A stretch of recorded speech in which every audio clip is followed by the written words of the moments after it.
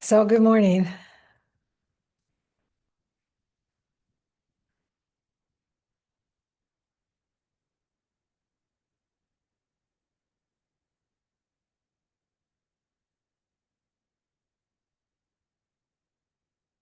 So this morning, every year at this time, there's a tradition. I don't know whether it comes from Japan or someplace else, but there certainly is a practice in Japan of from the 1st until the 8th of December, there's a sesshin that leads up to December 8th, which is Buddha's enlightenment. And actually, the way it's traditionally done is that you sit from the 1st to the 7th, and then the night of the 7th, you sit up all night. And hopefully, if you're lucky, you will awaken to the morning star as Buddha did in the morning. And this is not done so much anymore. Even in Japan, what we did in Japan this is called Rohatsu. What we did in Japan at the Rohatsu sesshin was we would sit until noon on the 7th, and then we would take a break, and then we would sit from like 7 to midnight the night before, just to kind of remind us that this is something that is about Buddha's awakening. So every year during Rohatsu, I always ask myself, what is it actually that Buddha awakened to? And every year I seem to come up with a different answer, or at least a different understanding of it. And this year, Myoren was at our sesshin, at our Rohatsu sesshin, and asked the question, what is prajna paramita? And that sort of triggered something for me, because a few years ago, as some of you might remember, I was talking about prajna paramita a lot because I was I had to give a talk at that big Jukai ceremony that we did in Los Angeles. And so so I thought and thought and thought about it. Take it off that camera.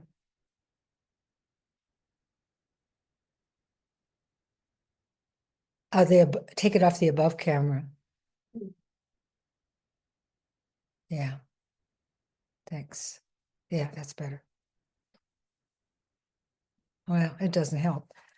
It makes my head look strange when I look over that way. Anyway, and I really, really struggled with it.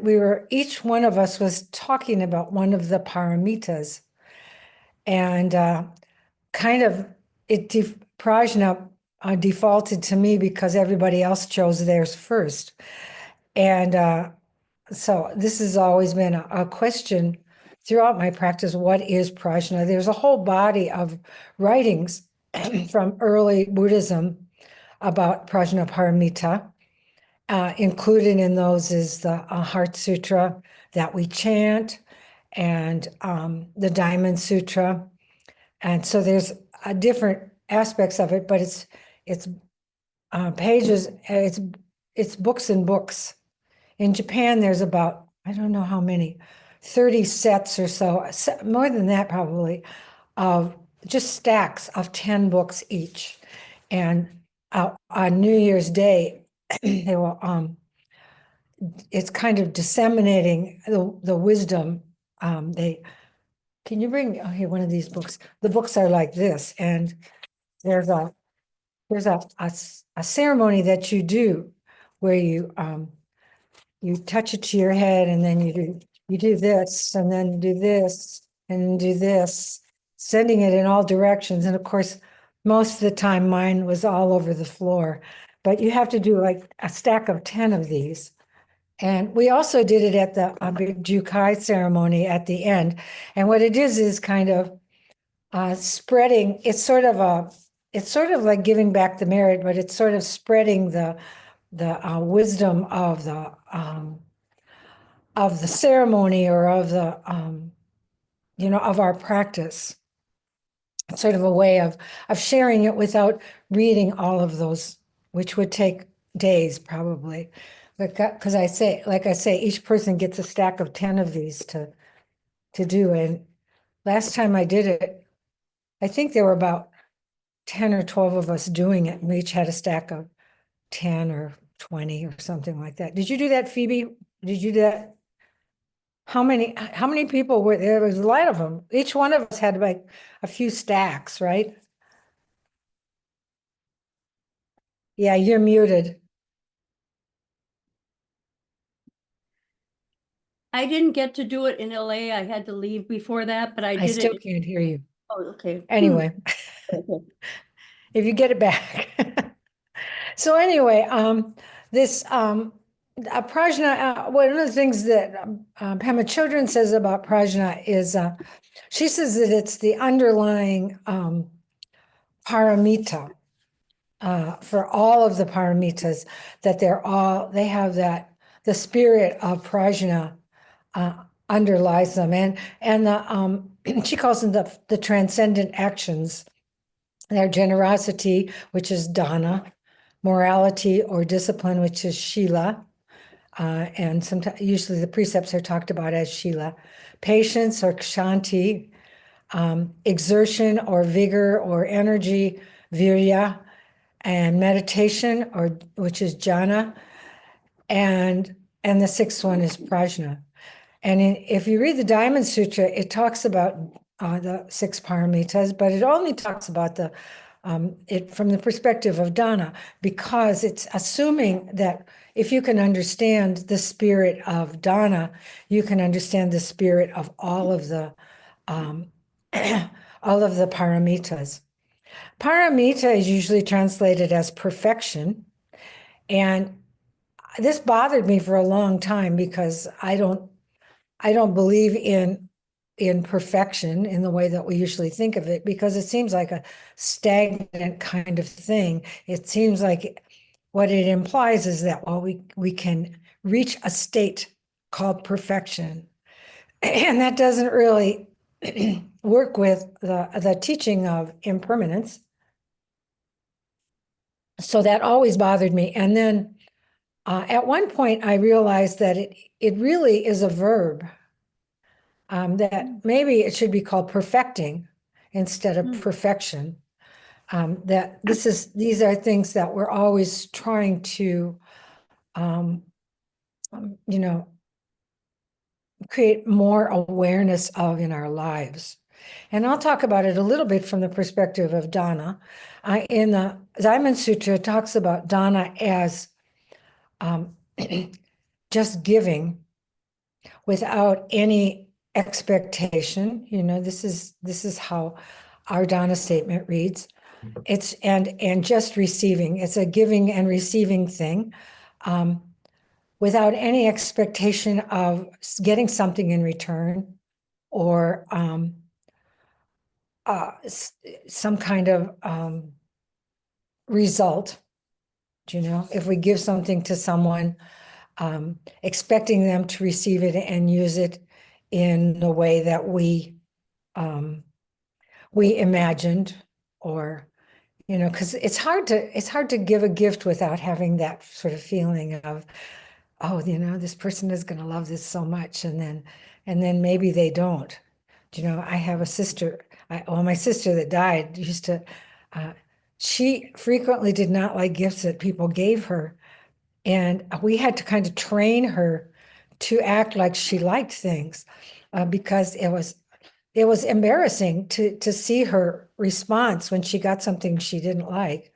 So we do have this expectation. We all have this expectation that someone is going to really love. My sister sends me gifts all the time, and my other sister, and I don't like to have a lot of stuff. So I tell her, don't give me gifts. I don't like to have a lot of stuff. And the other day she sent me something, and I didn't open it, but it was like, oh, another thing, And so, and I like it. I mean, I like what she sent to me, but it is another thing to deal with. I've got too much stuff, So I thought, okay, I gotta get myself together so that when I talk to her, she feels like she really gave me something that made me happy. And it's a nice gift, but it's like, I don't want any more stuff. I'm trying to get rid of stuff. So anyway, so there's always with generosity, with giving, we have an expectation. And even like if you're giving to a beggar, a lot of times we wonder, how is this person going to use this? Are they going to use it to buy alcohol? So we come to it with some kind of judgment. But this is not the spirit of dana. In Japan, when you're doing begging, I used to do personal begging when I left the monastery we could leave for 10 days every 6 months. And so I had to kind of eat, and I had to, I usually had some place to stay, but so I would just, it's traditional to just wear your begging clothes out whenever you leave the monastery. You just wander around in your begging clothes all the time, and you can just stop anywhere and beg. And so if I needed train fare, I would just stop at the train station and beg, and so oftentimes people would and then you chant and you ring a bell, and you're chanting the Heart Sutra or there's another chant you can chant. But people would just see me, and they would just reach into their pocket and put into my bowl whatever was there. And I always felt like, oh yeah, that's kind of the spirit of dana. It's not like making a judgment about okay, how much do I want to give to this person, and do I like their chanting, or does it look like somebody I might like? I was doing begging one time, and I was doing a door-to-door begging, and this woman came rushing to the door. And what you do is you kind of slide the door open, and you stand in front of it and chant so that they can hear you, and she came and she looked at me, and she saw that I was American, and she shut the door and just went away. So that is not the spirit of dana. And I think that a lot of times when I see a beggar, it immediately comes into my head, should I give to this person or shouldn't I give to this person? And that is really not the spirit of dana. But it's very hard not to allow that to come up. So when we were talking about the Diamond Sutra at Zen Center of Asheville years ago, and we got to the chapter where it was talking about the paramitas and talking about dana, and I was talking about just giving without any expectation, without any judgment. And this one person came back to me about a week later, and she said, I really have been trying to practice dana in that way, but she says, I'm just not good at it. And of course, that's why it's a practice. That's why all of these paramitas are practiced. Generosity, the morality that you will find in the both in the Eightfold Path, but also in the precepts. Patience. I always say that patience is just letting life unfold. Easy to say, but when things don't go the way we want, it's hard to not want to impose some other way or some intellectual idea about how we're going to make it happen, how we're going to make it be a certain way. So being able to just let life unfold means we have to step back and look at it. And energy, exertion, where does that come from? Do you know? How much do we make it happen? How much do we push to make it happen? And how much do we just receive? And of course, meditation or jhana. In our practice, in Soto Zen practice, we do something called shikantaza. And this shikantaza is really just stepping back and letting life unfold. And it's even hard to do during meditation because our mind gets busy and we work on things. We're used to keeping our mind busy. It's very difficult, especially in this culture, not to want to always have something to think about or something to do or something to be busy with, even to be busy our minds with. We think we have to be doing something all the time. And Shikantaza sort of challenges us to just drop the thinking for a minute, just for 40 minutes or just for 5 days, and just see what comes up when we let that happen. And of course, what comes up is we notice how busy our mind is. But most of the time we don't notice that, or we notice that we're angry.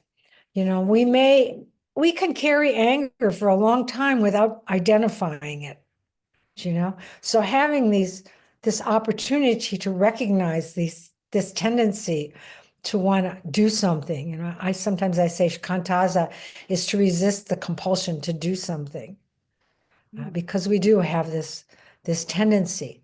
So what's behind all of that? What is this prajna that supports dana and the discipline and the patience and the energy, the exertion, the vigor? Sometimes it's called vigor, or meditation, which is sometimes called concentration. And I'm always reluctant to use that word concentration because I feel like that implies intellectual engagement more than we need to. And of course, one of the things I think we need to consider is that Buddha was talking about the middle way. This was, in a way, this was his biggest awakening, the middle way. And, there's so many different ways to notice that, notice imbalance. And the middle way to me is just a practice of real recognizing when we're not balanced, when things are not balanced in our lives, in our thinking, in our interactions, and making some and through that awareness, making just a little bit of effort to create a balance. And so I was thinking about that middle way and how the balance really is that constant awareness of when we get too caught in relative reality, our everyday way of thinking and grasping at something and thinking we can live in such by our minds only. And the other side of it, which is the absolute, or things which cannot be defined and cannot be attached to, and cannot be dealt with purely from our understanding. And so how do we find that balance? Where is that balance? So the conclusion that I came to about prajna a couple years ago when I was thinking about it is that prajna is really the practice of letting go. And of course, we don't know what that means because we can't make ourselves let go. And so, the big question for me was, how do we bring about letting go without trying to make it happen? Because we can say, oh yeah, well, I let go of that. Or we can say to someone, oh, you just need to let go, but that always makes me mad when somebody says that to me, because, it's as if I can will it to happen. And I can't. I know that I can't. But at the same time, there can be an awareness that there's some attachment there. And because we can't really recognize what the attachment is, what it is that's creating that stuckness, it's really difficult to find the way of how to let go of it. And so for me, my big awareness of it was one time when I was writing a chapter for a book about, it was supposed to be about right effort. And I had been working on it for a long time, for months. And I'd been talking about it in some of my talks, and, just trying to figure out the best way to talk about right effort. And I mean, my basic thing, as I say, right effort is just getting yourself to the cushion, because once I get to the meditation cushion, letting go naturally happens. Even if I think I'm busy the whole time, or even if I stand up and I still feel caught by the thing that I sat down with, there is little times of recognition, and I always say, just noticing something is letting go of it. Because most of the time we don't see those things that are, like just noticing that our mind is too busy, just noticing that we're angry, is already letting go, but it's not complete letting go. So I was writing this article about right effort, and I thought, and I had lots of good ideas about it, and I'd written some what I thought was some really fine things, and I had pages and pages and pages, but somehow all of these ideas were not coming together. I was, I was kind of like when I make a schedule, I always try to choreograph it so that it has kind of flow to it. And when I write, I kind of try to get a flow, try to so that one thing moves into another. I'm sure that's the way everyone is, but I couldn't get all these ideas to come together. And there was something that was kind of nagging at me, and it was that my aunt I had witnessed my aunt's death, and I was trying to deal with grief because I recognized something that I identified as grief. And I went to see a counselor, it's hard to find a grief counselor. But I was talking to this person about it and everything. And she's, I really couldn't figure out what it was. So that was kind of nagging at me. And so finally, I just took this whole stack of papers and I set it aside. And I said, okay, I'm just going to write something about grief and get this out of the way so that I can write this thing about right effort. Well, if any of you read that chapter that I wrote, you know that the whole chapter was all about grief. And it wasn't very well written because I was on the final deadline, and they were getting a little mad at me, these people that were doing the editing of this book, this person said to me, you're not going to be able to do any more major efforts if once you hand this in, this is kind of it. You can only tweak it a little bit because we've done all the editing and it's got to be handed in by this date. But when I started to write about it, it was the first flow that I had felt in months. And that turned out to be what I wrote about. But all along,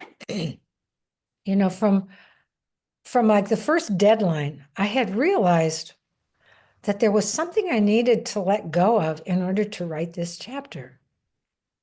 But I couldn't see what it was. So I said to myself, well, I know that I can't make this letting go happen because I don't even know what it is that I have to let go of.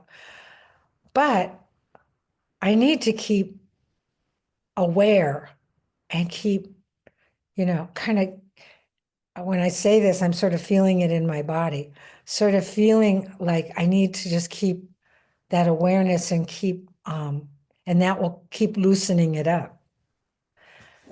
So I guess what I'm saying is that one of the things that I've come to recognize, and that was a kind of a big realization for me because it was such a big deal from my perspective. I'm not particularly good at writing, and I was doing it because it seems to me that it's always scholars that are doing this writing about Buddhism, and as practitioners that aren't scholars, maybe we need to write about our actual practice.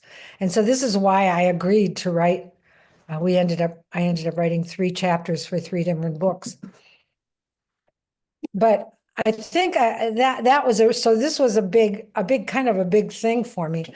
And that's why it hit me so hard. But in general, I find that when I sit down in meditation, for example, if I'm angry about something, it comes right up. And of course, the first thing I think that most of us do when we get angry is try to rationalize why we're right and maybe the other person isn't, or rationalize our anger in some way.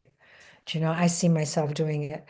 And I've seen myself do this so much that I recognize that I do it. And so then I think, okay, just take a deep breath and, let go of this. And thinking about this is not going to bring about a resolution or an answer, because when we think, we can only think from our own understanding and our own perspective. So it's kind of like going in circles.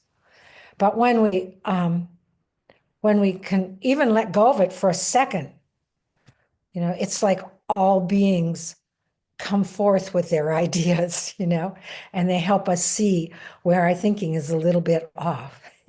Katagiri Roshi once said in one of his lectures something like, we live by our effort, yes, but not only by our effort, we are supported by all beings. And when I was transcribing this in a lecture, I was trying to prepare this lecture on Bendowa, and sometimes the more we prepare, the harder it is to figure out what it is that you're trying to say, or what it is that resonates, And so I was transcribing these lectures that he gave about Bendowa, and this is where I came up with this quote. And as soon as I came up with this quote, I thought, oh, I don't have to do this by myself. All beings are here to help me. And I just felt all beings, the support of all beings. It was kind of one of those experiences of interdependence, Suddenly you recognize that it's not something that we do as an individual. We do things with all beings, And immediately, and it was right before I had to give this talk, and immediately it just began to be clear to me what it was that I needed, what I wanted to say. Because I had read this one section of Bendowa, and I had, for years I'd been reading Dogen and thought, this guy's crazy, I don't have any idea what he's talking about. And then I set him aside, and of course, that's all Katagiri Roshi ever talked about, was even if he was talking about something totally different, he was talking about Dogen. And I never knew what he was talking about. But when I came back from Japan, I'd been practicing for like 13 or 14 years. And I'd been I'd been at Tassajara, I'd been at Hokyoji, I'd been in Japan. So I'd been like sitting a lot. And I picked up the Jiju Zanmai, which is part of Bendowa. And I was like, oh, I know exactly what he's talking about. But then when I went to talk about it, it all flew out the window. And so, we can have these insights, but then when we try to intellectualize them, when we try to understand them, they kind of, they disappear, because those kinds of insights are not the kind of thing that that we can easily apply to our everyday life. It's kind of like what we might call it intuition. It's that aha moment that comes and goes. I had a 12-year-old that was helping me understand how to use the Rubik's Cube one time, and and I thought I had it, and I said, hey, see, I can do this. And then I tried to do it and I couldn't do it, and he said, yeah, it's like religion. And it's really true. It kind of like we have these insights, and then we're like, okay, now I get it, and then we kind of easily forget it. But these are the moments of letting go, and these moments of letting go, they kind of, you can't go back, you can't reverse them, but they also can't be fully understood and quickly applied. And so that's why this practice is so great, because Shikantaza, it doesn't make any sense. And of course, that's the whole point. If it makes sense, then we're latching onto something, we're holding on to something. But it doesn't make sense, but it resonates in some way, these awarenesses that we get. And when we sit there, we don't always even recognize them. Someone said to me one time because Dogen Zenji said, every time that we sit down, this is awakening. And so I was talking to a group from a school where I used to teach. They came to the Zen Center after I was ordained, and they brought some of the teachers came, and they brought a group of middle schoolers. And so I was talking about every time we sit down in meditation, this is awakening. And so one of the teachers raised her hand and she says, well, I've done a lot of meditation and I've never had that experience. And so I was really surprised, but what came out of my mouth was, we just don't recognize that experience because it's not familiar. And what I came to understand about my own response to her question was that we judge things so quickly as real or not real. And we do this from the time we start to, like in Catholic Church, they talk about the age of reason is 7 years old. But I think it's not so much that that's the age of reason. That's when we start going to school and we get involved in a structure that prepares us for society. But when we start to think in a certain way that helps us to function in everyday life, we start to see things in relation to what we already understand. And so we can no longer easily think in stream of consciousness, which is what we do until we start school. We start to create this structure of thinking, which we define as reality. And so we can only understand something from the perspective of what we already know, because that's the way we think. And so Zazen doesn't provide that. Zazen takes that away. Buddhist teachings take that away. The teaching of shunyata, of emptiness, it kind of takes the rug out from under us. And those are the moments of letting go. And the more that we do this meditation practice, the more we start to recognize those things as familiar, that experience as familiar. And the more we want to practice or think or use our minds in such a way that they aren't always just attaching to things, that they are also at the same time letting go of things. And of course, the problem is, Katagiri Roshi used to describe this in a Japanese term is tampankan or something like that. And the visual is that when someone is carrying a board on their shoulder, there's the board in the back and the board in the front. But you can only see one at a time. You can either see what's behind you or what's in front of you. And this is talking about relative reality and absolute reality, that we can't see both at the same time. And so, I always think of it as kind of moving between the two, but there's a problem with that too. Because when we think about it as moving between the two, my experience is that we try to find the point where we make that movement. And of course, letting go is not being able to recognize that point. And so I find myself doing this all the time, trying to see how to get to relative reality. But actually, it's kind of just a shift that happens. It's an aha moment that happens when we're not caught up in that grasping, that trying to get something. And so, this is called practice. This paramita of letting go or of prajna. And one of the things that I noticed, what I thought about during this sesshin, when I was thinking about prajna, was I was thinking about really it's bodhicitta. It's that initial letting go, which allows us to come to this practice. It's that bodhi means awakened and chitta means mind, but it's usually in terms of what brings us to spiritual practice, it's called the way-seeking mind. What is the way? Shohaku was talking about the way. Bendo wa, it has do, which is way. So when he was talking about the way, he was saying, but there is not a way that we can define, Tao is not a way. It's constantly being in the moment and responding to the moment.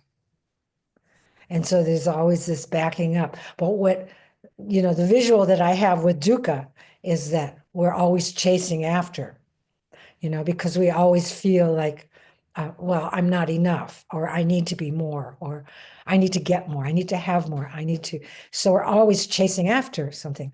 And that's that grasping. And whereas, being in the present moment is just being able to respond.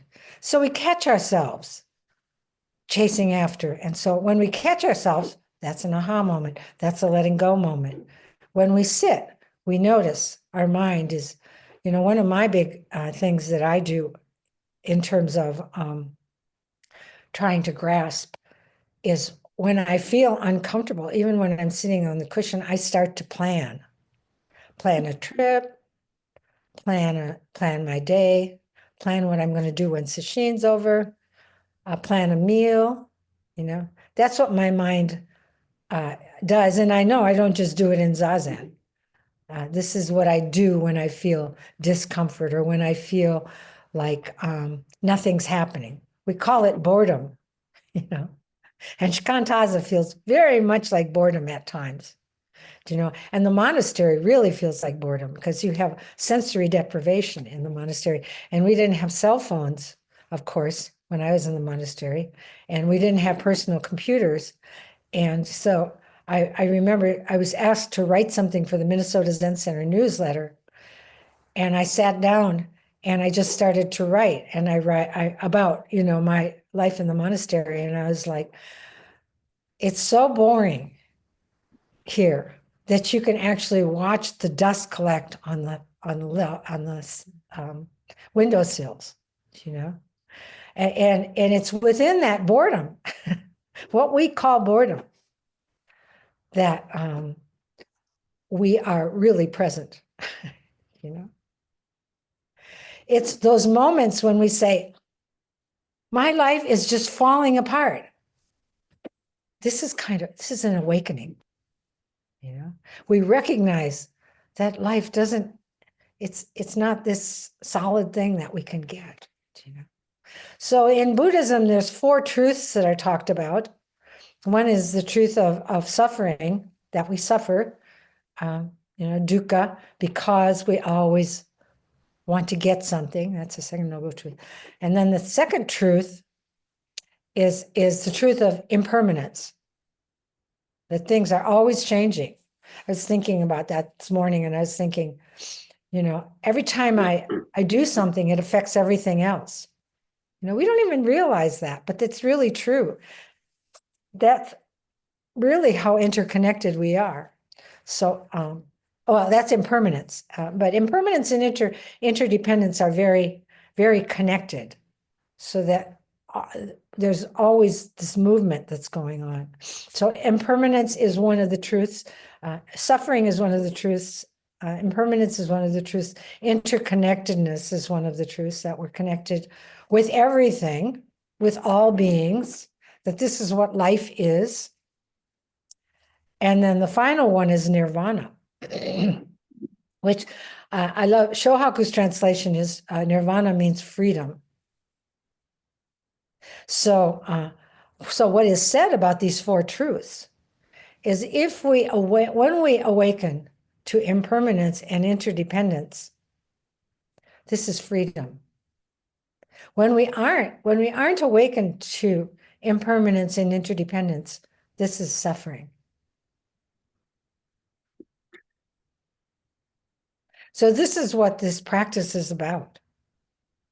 And I sometimes talk about this person who came to the Zen Center in the early days, and she said, I really, I want to experience freedom, or something like that. And can you teach me how to do that? And I said, well, actually the only real freedom that I've ever experienced, that wasn't just telling myself it was freedom, was through meditation practice. I think meditation practice for me is the best way to experience this. So she said, oh, that's what I'm going to do. How much should I meditate? And, we went through this whole thing, and she said, I'm going to start meditating. So then she just disappeared. And about, I don't know, a month later, she called me and she said, well, she says, I realize that meditation is a good way to experience freedom. But she said, I don't have time for that. Can you give me another way? I said, if I knew a faster, better way, I would be doing it. Because meditation is not always so easy for me, but we want, it's that kind of grasping. Just give me freedom. Just give me the experience of freedom. Just get me out of this suffering. I just want to be out of this suffering, and of course, when I was a Catholic, and I don't know whether the Catholic Church teaches this or whether this is what I came to. I just thought, oh, when I just get rid of my body, when I just die, that will be freedom, So no matter what, we're always, and in Walpola Rahula's book on what the Buddha taught, his teaching is all about the Four Noble Truths. So, he talks about the Four Noble Truths. And he said, the idea of soul, it's in Buddhism, Buddha taught that there is no soul. And so Rahula's take on this is the idea of soul is that there is something which exists after death. He said that's just another form of dukkha. We just are grasping onto something which even after death we will have to hold on to, So that was his understanding. Now Buddha never really explained it very well. He just said it. And when I was teaching at Warren Wilson, I was talking to the head of the philosophy department, and his understanding was more about Hinduism. And I was talking about how Buddha, this was an original teaching to Buddha, that there is no soul. And he said, oh no, that came from Hinduism. So maybe Buddha didn't even understand it. Maybe he just kind of repeated something that he picked up. But I think Walpola Rahula's understanding of it is it's to the point. Do you know? That grasping, we even see that as something that, the soul, at least we have the soul after we die, do you know? So this is, we don't know. We really don't know what happens after death. And so I'm in this stage in my life where, Iyengar says that this is the stage of life where we have to let go of what we've created. So he talks about these 4 stages. One is, when we're dependent on our parents, or, we live by other people taking care of us. Then we go through this whole period where we have a family, where we're professional, where, we're doing, we're creating, And then the next stage is the stage where we have to let go of what we created. And then the final stage is, active dying. And so I've been thinking about this in terms of great tree, and I'm thinking, I've got to let go of what I created. And I see so many things, so many tendencies to want to build up something here. I have a creative idea, and I think, oh, I need to make this happen. And then I think, okay, so this is the point where I need to let go of these tendencies to want to create something. And this just really feeds into dukkha. When I was, I've talked about this before, when Great Tree when we were first building it, I had to let go of all of my thoughts about how it was going to be, because when it didn't turn out that way, I felt like, oh, this is a failure, And so that was a different kind of letting go. But now there's this kind of letting. So we've always got something that we can let go of, even in our everyday lives. It's not something that we have to wait for something big to come up, because we're always creating some kind of delusion about how things are, or how things can be, how things should be. And so this is a constant opportunity for practice, and it's also an opportunity for experiencing what is true freedom. So anyway, that's what my latest idea of what Buddha awakened to. And that we can all awaken to. It's not something just for Buddha. And as Thich Nhat Hanh says, when we experience that freedom, immediately we're on the other shore. And when we experience that freedom, all beings that are around us experience that freedom too. And it really happens. It really works. So, thoughts, questions, things you don't agree with? What? Argue with, yeah.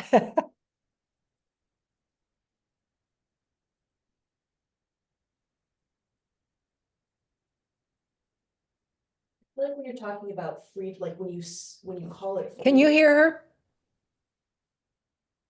No. Okay. Yeah. Why don't you plug it in? Oh, yeah, that won't work. You can With. just sit over here. Oh, okay. But when you call it, oh, hi, I'm on both cameras. When you're calling it freedom, I feel like the connotation of that word is that it's something that feels good.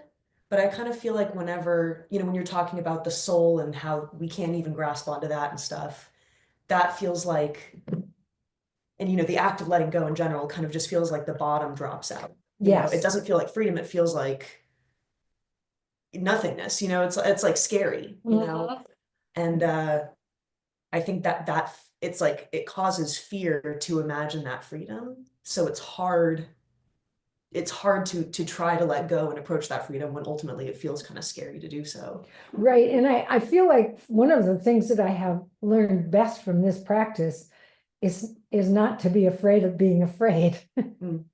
To just be able to, in fact, that's when we really go deep.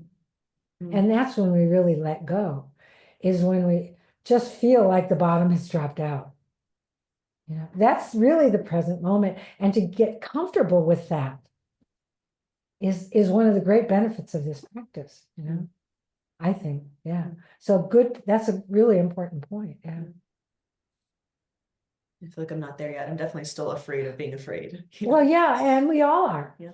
But to be able to recognize it when that fear is there, is to be able to recognize how letting go of that fear, even a little bit, brings a certain kind of freedom that is, freedom begets freedom.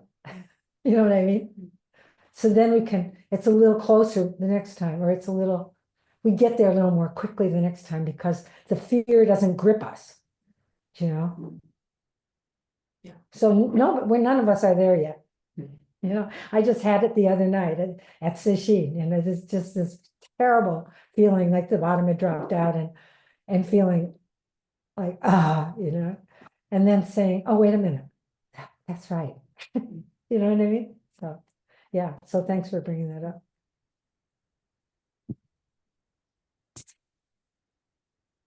Other thoughts about that? She always has something to say. Can you hear me? Can you hear me? Can you hear me? Yes, I can hear. Okay. Another thought I've had about letting go is well, just related to the sesshin and to what Teijo is talking about. One of the things that came to my awareness was that in a subtle way, I have always made a difference between the way I should be when everything is okay, and that there is my life that's very mundane, and when my mind is thinking, I want to get rid of the thinking and the problem and get to some kind of perfect state. And what you're talking about, the fear and what I realized is my life is here, right now, not perfect, not without problems, not without things I don't like, and that the practice of sitting is actually to bring it up, and then, you know, I don't like to say working with it because it's not necessarily solving it, but that life is nowhere else. I don't know if I make sense. It's right here, like these problems I have now, or this is my practice. Whatever is happening, the practice is not going to happen anywhere else in any kind of perfect place or perfect silence or perfect that. This is it. This is the practice with what's going on now in my life. And that, you know, I noticed like there's a problem and it's coming, and the practice of letting go that you were talking about. Well, this is with this particular problem, with this particular now, and that there is nowhere else where it's going to happen. So that's. Yeah, and I think what Yoren was saying about perfection, you know, that was kind of what I was trying to get at the beginning, is that it's sort of like we have this definition of perfect. And really, when we let go, being present, it drops into the real perfection of life. Do you know, the real, it's like we drop into it in a kind of a balance, because I don't even think that fear is always our own. Sometimes we're getting it from our environment, do you know? And so if we can let go of that fear and drop into that place of bodhicitta, of awakened mind, it can change that,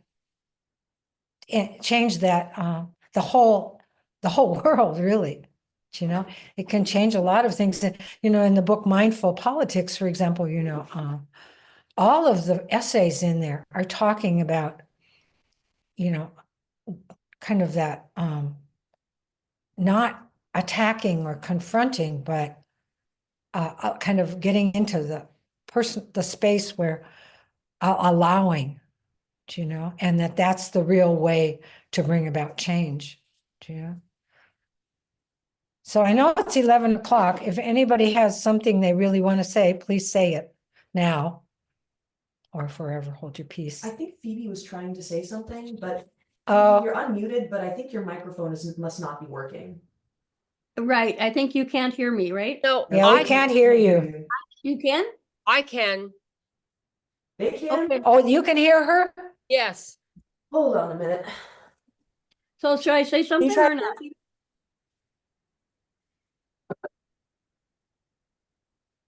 Can you hear me now? Yeah. Okay, all I wanted to say is that Yes.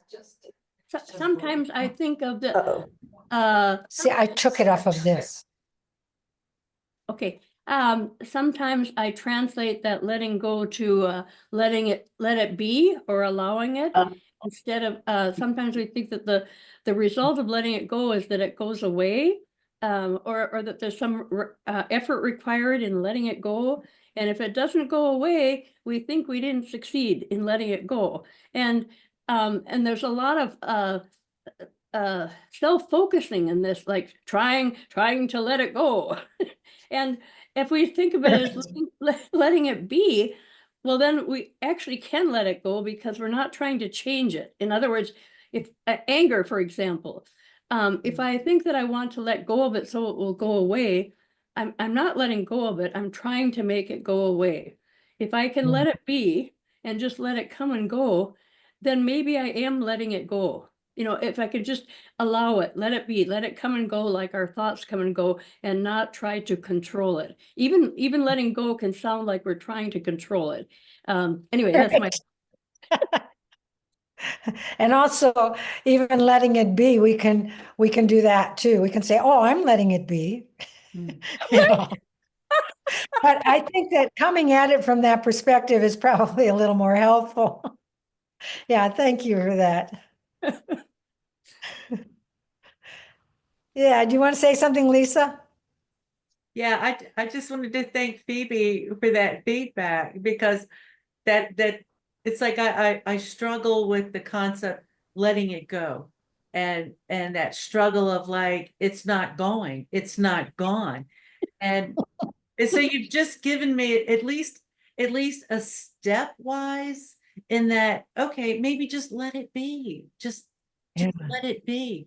And all of a sudden in my system, it's like that seems doable. Like that, like, oh, okay, that might be possible.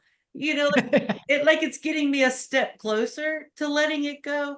But Yeah. I like that progression, and it's all mental, of course. But I like that. I like that thought. We are humans. We are humans and we do live in the relative world. So yes, it Yeah. is a lot is mental. But it seems doable. So thank you for that. Mioran just suggested that we sing the Beatles song. I know. So I think we need to finish up, but thank you. Thank you all for letting it be. May the merit of this practice May the merit of this practice benefit all beings benefit all beings and bring peace. and bring peace. Sunday, there's a Buddha's enlightenment ceremony.